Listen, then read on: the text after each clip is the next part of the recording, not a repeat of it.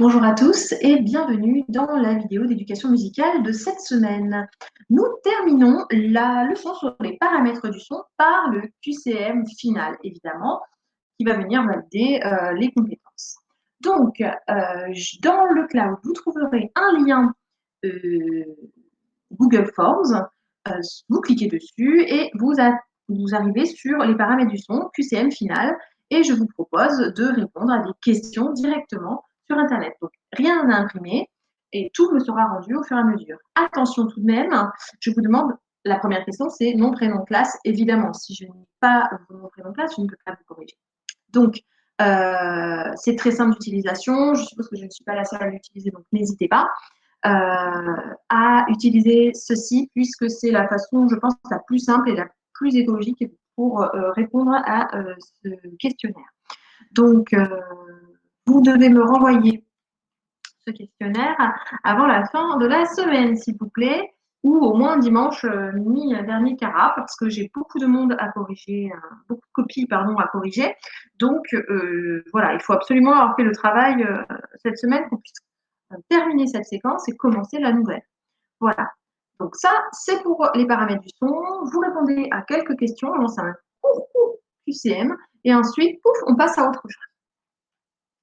Pour faire en sorte que votre semaine soit bien plus jolie et plus agréable, je vous ai mis aussi dans le cloud un lien pour jouer à un jeu proposé par Google qui est vraiment super sympa et je me suis dit que ça pourrait vous plaire.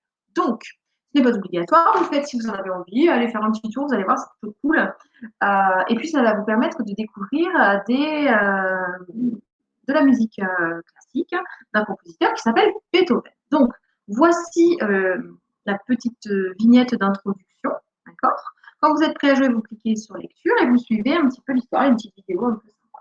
Et il se trouve que Beethoven, il va lui arriver quelque chose qui fait que sa musique n'est plus dans l'ordre. Et vous allez devoir vous amuser à remettre sa musique dans l'ordre. Comme vous pouvez le remarquer sur cet imprimé écran, vous voyez, sa partition a été déchirée et le pauvre, il faut vraiment l'aider à remettre sa partition dans l'ordre. Donc, vous cliquez sur la première, évidemment, hein, ça passe par un ordre. Vous cliquez sur la première bulle et puis vous allez atterrir sur ce style de vignette.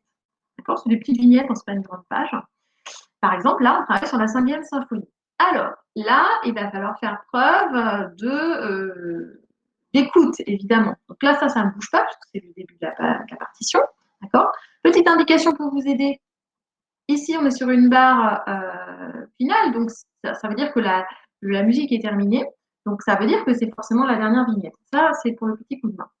Pour le reste, vous allez vous débrouiller et cliquer ici pour entendre la partition.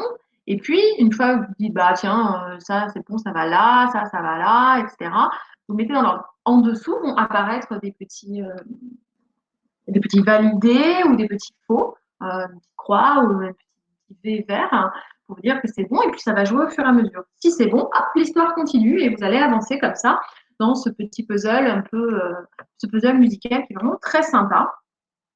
C'est un jeu court et plutôt marrant et je me suis dit que ça pourrait vous plaire. Voilà, après l'effort, le réconfort. Voilà, je vous souhaite une excellente semaine et puis je vous dis à la semaine prochaine.